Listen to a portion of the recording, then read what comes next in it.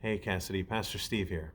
I'm sitting in the sanctuary here at Cassidy Church and have been in prayer today and in conversation with other church leaders and with our church leadership and with our church staff. And the reason that we've been in conversation is because yesterday evening the CDC issued a statement saying that all gatherings of 50 or more should be postponed or canceled for the next 8 weeks. And so we've had a conversation about what we're going to do going forward. And so I wanted to bring you in on some of that conversation. The first thing is that this Sunday, for sure, we will not be meeting in person. What I commit to you is first, there is already an audio version and a podcast version of our sermon that goes out. Second, I also commit to having this weekend a version of the sermon that is video based. We're also going to try to have Facebook Live worship on Sunday.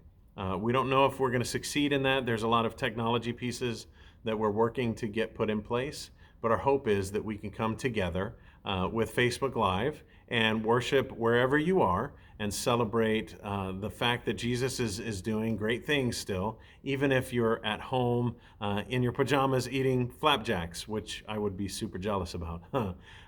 But going forward, that means there are some other changes that we're going to have. First, our Wednesday night meetings, we're going to stop those.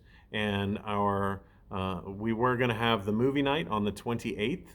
We're not going to have that anymore. And we're going to be canceling many of the in-person meetings that we have. So look for information on that. We're going to send an email out and have information about that coming out very soon. If you're checking the calendar, you'll notice that within 8 weeks, Easter falls. And it is my fervent hope that we will be able to be together for Easter. And so here's what I would like for us to do as a community. Let's pray that Jesus shows up in a big way and America is able to maintain social distancing and to prevent the spread of the coronavirus, and that we will not have any issues with that over the next 4 weeks, and that the CDC says, hey, no problem, come together and worship.